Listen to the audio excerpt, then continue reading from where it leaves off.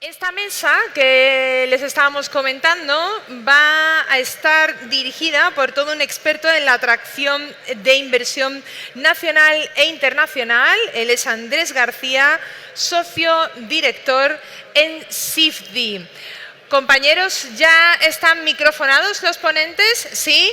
Bueno, pues vamos al escenario. Adelante. Un aplauso, por favor.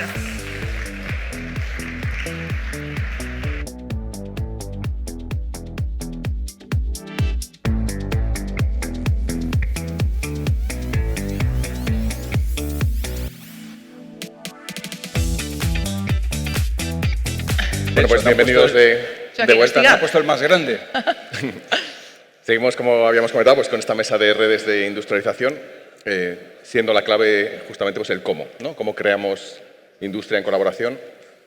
Yo creo que hay poca discusión ya, ¿no? De que la industria, uno de los factores clave para crear industria pues son esas redes de conocimiento. No te oigo muy bien. Redes de talento, redes de confianza, un propósito compartido, ¿no? Que se ha hablado hoy bastante en el caso de Linares de esto. También que podemos aprender de los grandes ecosistemas, que la competitividad no es solo cosa de productividad de una única empresa, ¿no? O de una única industria, sino que tiene mucho que ver con esa capacidad del territorio y de todos los actores del territorio de colaborar de forma inteligente, ¿no? También de que territorios como Linares pues, tienen probablemente todos los ingredientes o muchos de los ingredientes que hacen falta para jugar un papel relevante en esa ola de reindustrialización a la que parece que estamos abocados en Europa, ¿no? Pero la pregunta es el cómo. O sea, el cómo pasamos de atraer empresas a construir cadenas de valor más completas, ¿no? Cómo hacemos que el talento local se integre en esas redes internacionales o globales de conocimiento sin irse o sin tener que irse, ¿no? De aquí. Y cómo lo hacemos con esos dos condicionantes claros, ¿no? Que se han repetido mucho, una ciudad mediana y una ciudad lejana de donde se toman las decisiones, tanto a nivel nacional como a nivel europeo e internacional, ¿no? Entonces tenemos la suerte hoy de tener a tres voces que han vivido esto en primera persona en sectores que, como hemos visto, pues confluyen mucho aquí en Linares, ¿no? Contamos con Carla del sector de automoción y movilidad, con mucha experiencia en Galicia, ¿no? En Galicia. Contamos con Ramón García del clúster el Centro de Tecnología de Logística y Transporte de Madrid. También por poner en contexto, o sea, ¿en el 77 empezasteis? 97. 97, vosotros 17 años, ¿entendí antes? El clúster 2007. 2007 el clúster, y tenemos a Alfonso del clúster de la industria de la defensa, con sede en Cantabria, le gusta decir, pero clúster de ámbito nacional, ¿no? Entonces, primera pregunta obligada, un poco para entender qué habéis aprendido vosotros a la hora de construir esos ecosistemas pues ya bien establecidos en esos sectores, ¿no? ¿Qué elementos bien estructurales, bien culturales diríais que han sido clave para pasar de meras asociaciones de empresas a ser ecosistemas como tales? Así que A ver, yo en nuestro caso diría que lo primero ha sido trabajar más en una estrategia, ¿no? Nosotros, aunque CEAGA existe formalmente desde el 97, realmente el ecosistema de automoción en Galicia empezó con Stellantis, que era Citroën en el 58, lleva 40 años de trayectoria, con lo cual ya existía una cadena de valor conformada. Cuando llegamos nosotros empezamos a trabajar de manera un poco reactiva, un poco las empresas que se asociaron nos iban pidiendo una cosa, nos iban pidiendo otra, y nosotros nos dimos cuenta que lo que teníamos que tener era una estrategia única, porque la heterogeneidad que caracteriza un clúster hace muy difícil poder trabajar con un rumbo, con una dirección, si no tienes un plan trazado. También hay que decir que ese plan debes revisarlo periódicamente, y más hoy en día. Nosotros hicimos el plan estratégico hace escasos 2 años y esta misma semana, el martes, hicimos una revisión, porque todo va tan rápido que es necesario estar permanentemente revisando y las prioridades y los retos del sector en el que trabajas. Y luego yo diría también, quizás, muy importante, el sustrato, ¿no? En el que te instales. Al final, se ha hablado mucho de este tema, ¿no? Toda la relación público-privada y lo que tiene que ver con el suelo, con el agua, con la energía, con la comunicación, con la logística, con los transportes. Si no está ahí, es muy difícil anclar en un territorio un tejido industrial determinado. Vosotros, Ramón, además de estrategia y sustrato. Bueno, te voy a quitar la fortaleza de palabra, que estamos pegando a ver quién iba a hablar más fuerte. Antes de empezar, bueno, pues como estaba comentando, que en mi caso hoy vengo con el gorro de representar un clúster de innovación. En nuestro caso no estamos tanto representando a a una actividad como tal, sino una capa por encima, que es cómo esa actividad innova, ¿no? Para poderse adaptar al contexto. Pero digamos que si nos vamos a los factores de clave de éxito de nuestro clúster, de nuestra actividad, la primera es el foco. O sea, tienes que tener específicamente focalizado a qué te dedicas y para qué, ¿no? Y el propósito, para qué lo haces. Eso es extremadamente necesario, porque si no te haces una entidad difusa y no llegas a ningún éxito de ningún tipo, y más en una actividad tan amplia como es la logística, ¿no? Que, bueno, pues ahora ya entraremos más en detalle posteriormente, pero abordamos demasiadas actividades. Digamos que somos el canal de transmisión de todos los restos de sectores, ¿no? Entonces, en nuestro caso encontramos el foco, luego y el propósito, y a partir de ahí rodearte. Tienes que hacer un buen análisis de cuál es tu ecosistema, porque hay veces que hay agentes que en una primera pensamiento no lo tienes claro. Entonces, bueno, pues si no tienes claro quién son los que tienen que estar, y en nuestro caso, bueno, pues al final, ¿quién hace ecosistema en el mundo de la logística? Pues hacen los usuarios, los consumidores, la sociedad, las administraciones públicas que marcan la normativa, las empresas que prestan los servicios, pero también hay una serie de agentes específicamente que son los que ponen la innovación y que ponen las tecnologías, que también tienen que estar ahí presentes, ¿no? Y lo más importante y el factor más clave del éxito es ponernos a trabajar todos conjuntamente desde la perspectiva de que tú tienes algo que solucionar, ¿vale? Tienes unos determinados problemas y trabajemos todos contra ese problema. No lo hagamos al revés, que muchas veces nos encontramos con que nos juntamos en un foro de soluciones buscando problemas. No. Fundamentalmente es lo contrario. Muy bien. En vuestro caso, Alfonso. La verdad es que el origen del clúster de la industria de defensa es un poco atípico y no deja de tener sus curiosidades. Realmente, yo no soy empresario, soy un profesional autónomo de la comunicación, no soy tampoco un tecnólogo, pero mi vínculo con ese mundo viene, pues, digamos que por parte de mi familia. Yo soy hijo de militar, yo soy oficial reservista de la Armada, y por resumir, en un momento dado descubrí que en Cantabria había un tejido empresarial que permanecía entre escondido y oculto y que tenía unas capacidades industriales y tecnológicas sorprendentes y que trabajaban en el sector defensa, pero nadie sabía de su existencia. Y se me ocurrió organizar una jornada que se tituló La industria de defensa como motor de desarrollo económico, pero digamos que para que me sirviera de excusa para intentar hacer una pequeña prospección de cómo estaba el panorama en Cantabria, ¿no? Descubrí que había mucho conocimiento, que había mucho talento, que había industrias pequeñas, pymes, pero con unas enormes capacidades, que estaban haciendo cosas muy interesantes. Y a raíz de aquello, pues pensé que podía ser una buena idea crear una herramienta que de entrada las uniera y les permitiera establecer un contacto y una interrelación entre ellas, ¿no?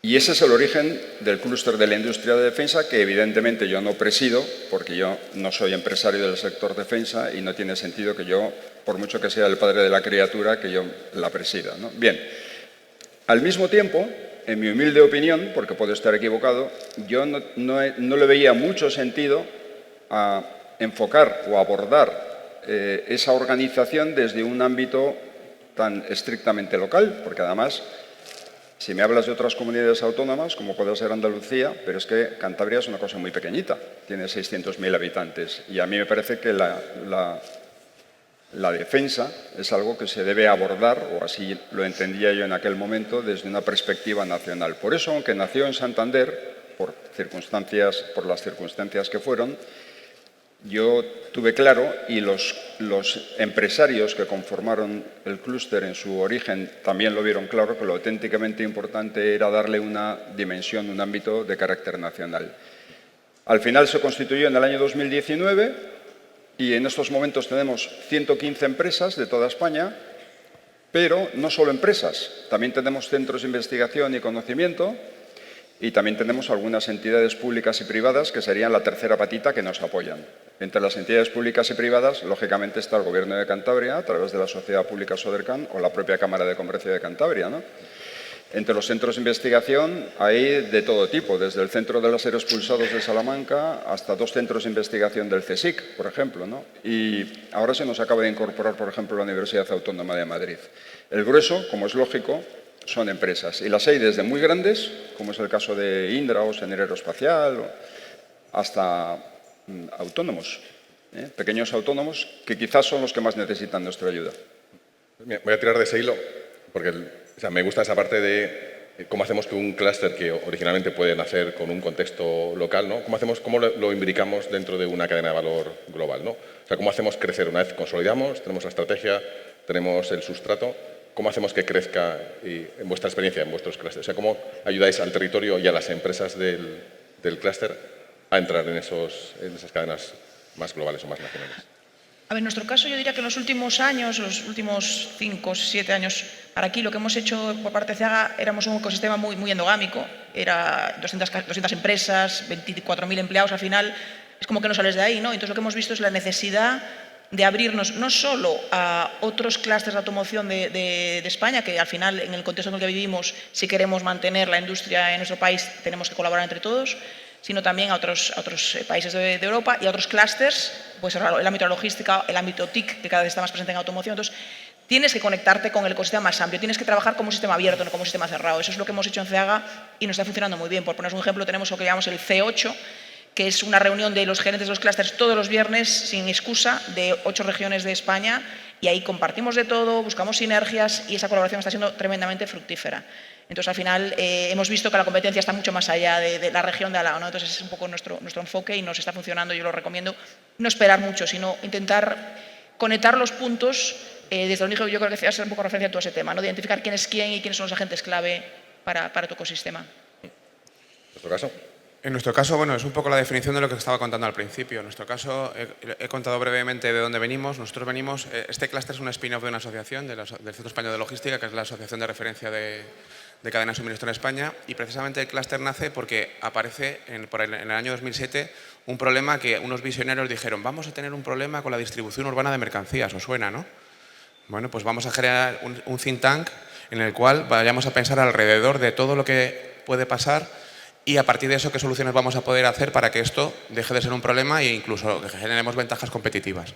Se crea este spin-off, se crea este clúster con esta vocación y se utiliza una cosa muy bonita que se llama la inteligencia colectiva, ¿vale? Y fundamentalmente alineados todos, como ya tenemos propósito, alineados hacia un objetivo común, que es generar esas soluciones innovadoras que nos ayuden a gestionar esos problemas que tenemos de manera conjunta en un contexto tan complejo como es el reparto urbano, que es la ciudad es un recurso compartido y tenemos que compartir ese tránsito, ese tiempo con muchos otros usos de la ciudad, ¿no? Y bueno, pues es una primera derivada. Después de los 18 años de historia que tenemos, que es lo que ha sucedido, y respondiendo a la segunda parte de tu pregunta, bueno, nosotros estamos muy arraigados por nacimiento, aunque nuestro ámbito actualmente ya es estatal, pero estamos arraigados a Madrid. Y Madrid pues, es la cuna de todos los problemas, ¿vale? Entonces, ¿qué hemos estado generando? Pues todo un inventario de soluciones que se han creado de manera colaborativa ante problemas concretos, ¿vale? Y además desde una perspectiva holística, como comentaba anteriormente, en la que han participado muchas perspectivas, han generado esas soluciones que inicialmente eran para implantarlos en Madrid y hoy en día hay un montón de soluciones que se están implantando en otras ciudades o que pueden salir de España que han nacido precisamente de esa colaboración y de esas posibles soluciones que hemos ido desarrollando con la iniciativa del clúster. Sí, y esto me lleva a un punto, claro, que quizá toca más a la parte de defensa, quizá toca más a la parte de automoción, ¿no? Que son sectores como muy vinculados a proyectos concretos, o sea, no vinculados, sino que puede haber un proyecto tractor, caso de una gran empresa alrededor de la cual se monta originalmente el clúster, caso de una situación coyuntural o un cambio, ¿no? de la situación global, ¿no? ¿Cómo te defiendes? O sea, ¿cómo defiendes el territorio de una eventual salida, asumiendo que se vaya o asumiendo que no se vaya? Como pasó en Costa Rica, por ejemplo. Costa Rica construye todo un entorno tecnológico alrededor de Intel. Intel eventualmente se va y, sin embargo, pues queda un ecosistema que sigue rodando bien sin el tractor original. Entonces, iniciativas en vuestros casos, en defensa y en automoción, que puedan ayudar, ¿no? Pensando en el caso de Linares y en el pasado de Linares, ¿no? Que puedan ayudar a consolidar el ecosistema, aunque alguna de las tractoras coge o tosa eventualmente. A ver, en nuestro caso yo creo que efectivamente nosotros estamos muy supeditados, muy condicionados por la presencia de Stellantis en Vigo, pero sí que es cierto que ya llevan las empresas muchos años diversificando y tienen clientes a nivel nacional e internacional de múltiples fabricantes. Entonces es una parte que, bueno, que hemos hecho los deberes pero lo que también estamos haciendo es apostar por desarrollar nuestros diferenciales, ¿no? De alguna manera somos muy eficientes, o sea, la excelencia operativa es una máxima en nuestra región, y yo creo que eso lo valoran las empresas a la hora de venir, a la hora de invertir y a la hora de quedarse. Ojalá que no pase, pero yo creo que si Stellantis levantara el pie de Galicia, yo creo que la cadena de valor que se ha generado ahí y todas las redes logísticas que se han trazado podrían permitir que la industria sobreviviera. También estamos apostando muchísimo por la transformación digital y por generar crecimiento no solo desde las grandes organizaciones, sino también desde las startups. Tenemos una aceleradora de empresas que está funcionando muy bien, llevamos ya 9 ediciones, 90 empresas aceleradas, y están generando un conocimiento y un talento que está siendo exportado fuera de España. Incluso nosotros, de alguna manera, lo que creemos es consiguiendo anclar al territorio, porque tenemos, como decía, un sustrato que permite, o confiamos en que haga que no... De hecho, Stellantis ha cerrado plantas en Italia, ha cerrado plantas en Francia, que la matriz es francesa, y de momento Vigo ahí está y confiamos en que siga ahí por muchos años. En vuestro caso, Alfonso, quizá redirigiendo la pregunta, o sea, ¿qué fortalezas ves, sobre todo, ¿no?, en el clúster vuestro, en las empresas del clúster, que ayuden a crecer y mantenerse? Yo creo que el principal activo radica precisamente en que se establezca contacto entre los propios asociados, ¿no? Porque además, no voy a poner nombres, pero en sus orígenes hubo algunos asociados que estuvieron en el momento fundacional que se asustaron mucho cuando vieron que se iban a incorporar otras empresas que eran muy grandes, por miedo a que se los comieran, por miedo a que, en fin, los recelos y los propios entre empresarios. Y del mismo modo, por ejemplo, había varias empresas que se dedicaban a lo mismo, en un mercado además y en un nicho muy concreto. Habían estado toda la vida pisándose la manguera, como se dice vulgarmente, ¿no? Y tanto es así que yo les animé a que formaran parte las tres del primer comité ejecutivo, para que se conocieran mejor. Bueno, hoy en día están abordando proyectos de manera conjunta, tanto las pequeñas con alguna grande, como las pequeñas entre sí. Yo creo que eso es un éxito del clúster. Y al mismo tiempo, a mí me parece que es interesantísimo el fomentar esa relación y ese contacto con empresas de todo el territorio nacional. Y no solo eso. Ahora estamos, por ejemplo, participando en la constitución de un organismo a nivel de Unión Europea que va a ser precisamente una asociación interclústeres de defensa. Y nos han llamado y hemos dicho que estamos encantados y colaboraremos, y fenomenal, porque tampoco en estos momentos tiene sentido ni siquiera enfocar eso desde una perspectiva exclusivamente nacional. Bueno, somos una cosa muy humilde y no pretendemos tampoco ni tener las grandes soluciones que lo arreglen todo ni nada por el estilo. Hacemos nuestra pequeña aportación y, bueno, pues todo lo que sea contribuir a la gran causa de la defensa de España, pues yo creo que tiene que ser bienvenido, ¿no? Y estamos haciendo cosas, pues, originales. Bueno, hemos creado una serie de grupos de trabajo, que eso no es nada original, pero que eso contribuye a que los asociados se conozcan entre sí, a que puedan en un momento dado abordar proyectos en un área muy concreta.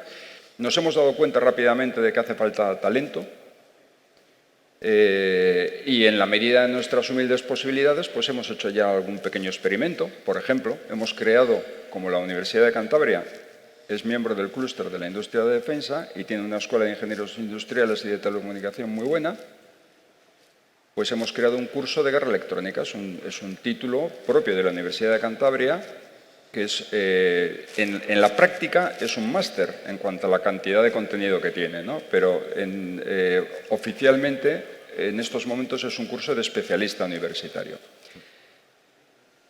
La clave del éxito, que la Universidad de Cantabria entendió que las empresas tenían que colaborar en el diseño de esa formación, no exclusivamente el Departamento de Ingeniería de Telecomunicaciones. Y entonces hay 5 empresas del clúster absolutamente implicadas, junto con la Universidad de Cantabria, dando una formación que es mayoritariamente para empleados de esas empresas.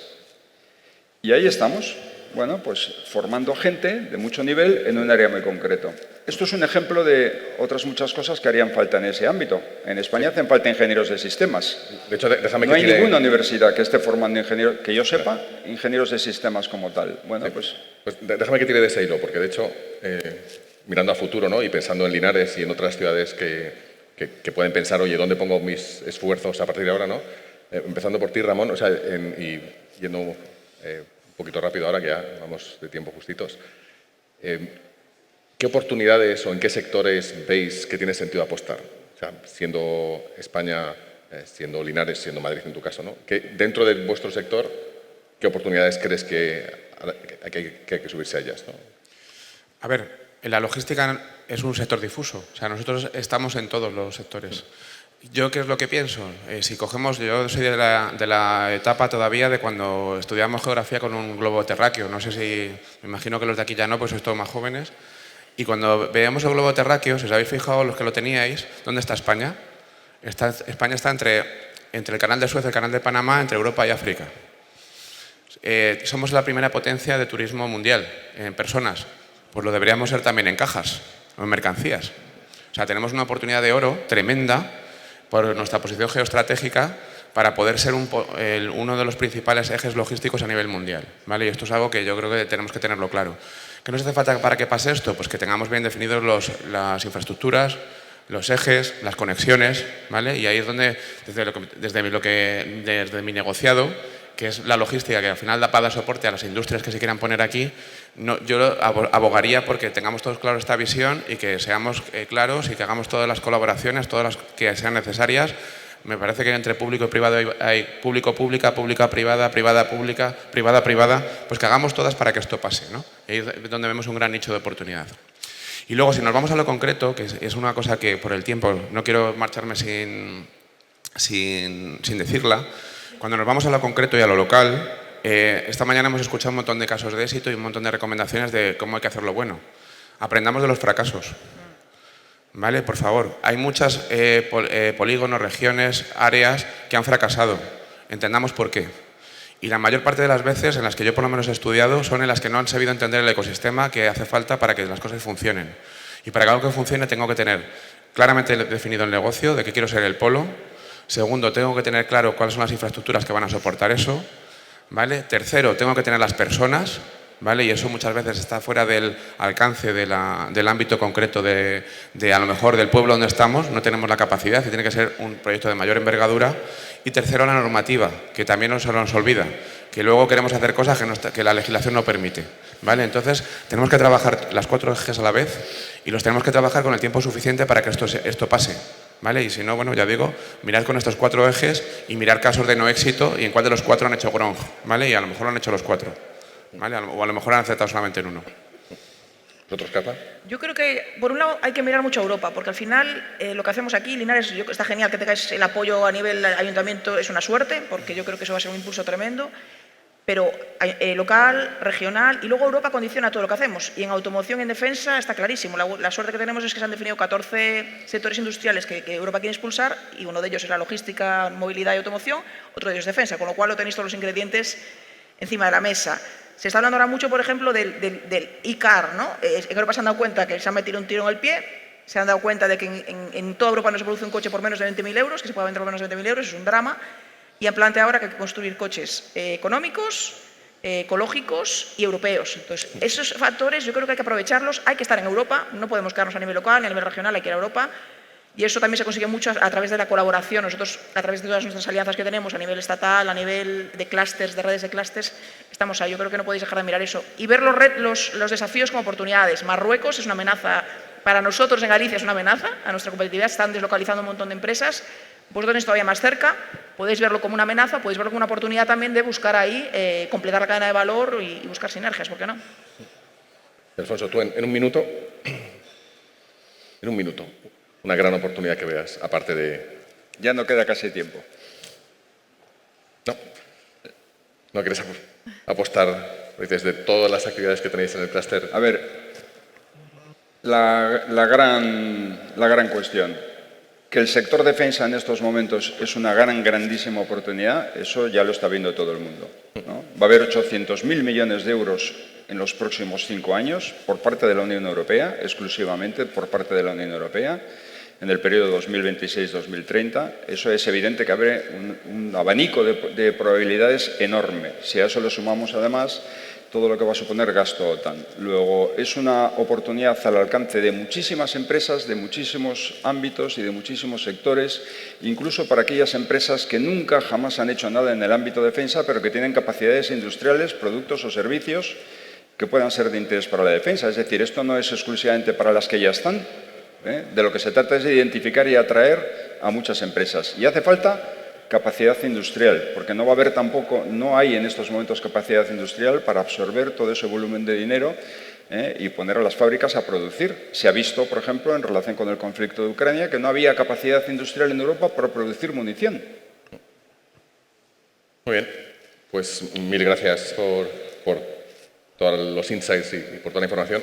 Yo me quedo quizá con tres cosas, ¿no? La primera es que la industria no solo se atrae, sino que hay que construirla también en red y desde lo local, y que ahí los clústeres pues, son el agente clave, ¿no? para esa construcción. Que la competitividad no depende solo del tamaño, y lo habéis dicho de otra forma, pero que al final que la visión y la estrategia es fundamental, ¿no? y el mirar más allá de las fronteras y mirar lo que está haciendo fuera es fundamental, ¿no? Y que, y esta es un poco más mía, ¿no? que al final esa colaboración necesita gobernanza, ¿no? o necesita un propósito compartido, ¿no? y que hay que hacer un esfuerzo porque el territorio lo entienda y porque los que nos rodean también lo entiendan. Así que hasta aquí nuestra mesa. Un aplauso por esto. Muchas gracias.